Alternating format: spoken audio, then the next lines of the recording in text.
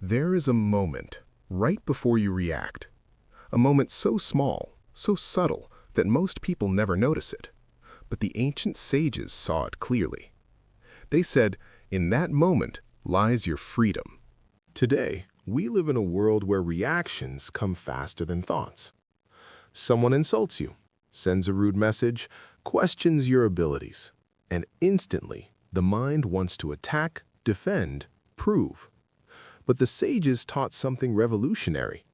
Real power is not in reacting. Let's be honest. Relationships today are hard. Work relationships, friendships, romantic relationships. Everyone is stressed.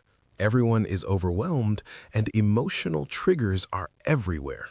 A small disagreement becomes a fight. A minor misunderstanding becomes a cold war. One sharp word can ruin an entire day. Why? Because we have forgotten the ancient art of inner space, the space between stimulus and response. And that space is the key to peace and the key to power. There is an old story about a sage. One day, a furious man walked up to him and began shouting insults, accusations, anger, everything he could think of. The sage simply stood there, calm, unmoved. When the man finally got tired, the sage smiled and said, "If someone brings you a gift and you do not accept it, to whom does the gift belong?" The man said, "To the one who brought it." The sage replied, "Exactly. I did not accept your anger." This is the foundation of non-reactivity. Not suppression, not weakness, but mastery. In Sanskrit, there is a beautiful term, Sākṣī Bhāva, the state of being a witness. The sages said, don't drown in your emotions. Don't fuse with your anger. Don't become your irritation. Instead, watch it, observe it, witness it. The moment you become the witness, your reaction loses its grip. You create space, and in that space, you choose. Let's bring this into real life. 1. In the office. Someone criticizes your work. Instead of snapping back, take one breath, just one. Let the surge pass and respond intelligently, not emotionally. 2. In relationships. Your partner says something hurtful, not intentionally, maybe out of frustration. Instead of interpreting it as an attack, see it as a moment of their own struggle. 3. In family situations. Parents, siblings, relatives, everyone carries emotional baggage. Sometimes they speak from their wounds, not from their wisdom. Non-reactivity lets you see the wound without becoming wounded yourself. Discernment. The ancient sages spoke a lot about Viveka, the power of clear discernment. The ability to see the difference between what deserves your attention and what deserves your silence.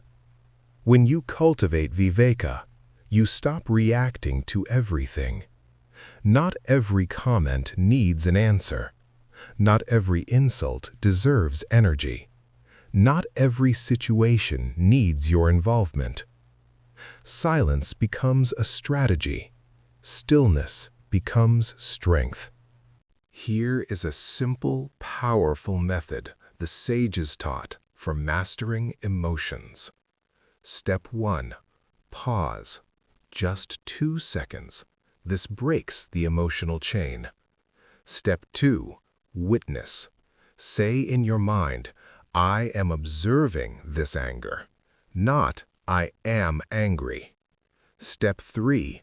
Breathe. 1 deep inhalation, 4 seconds. Slow exhale. This resets your nervous system instantly. Step 4. Respond. Don't react. Choose silence, clarity, or a calm response. This technique alone can save relationships, careers, and peace of mind. Inner strength through forgiveness. Many think forgiveness is weakness, but in Sanskrit, Kshamā means inner strength made visible. Forgiveness doesn't mean the other person was right. Forgiveness means you refuse to carry their poison. You free yourself so your mind becomes available for clarity, creativity, and growth. Non-reactivity is not about escaping life. It's about engaging with life from a place of mastery. It is the difference between a person controlled by the world and a person who shapes the world. The sages knew, when you stop reacting, you stop leaking power. You reclaim your mind. You reclaim your energy. You reclaim your life. This is the art of non-reactivity.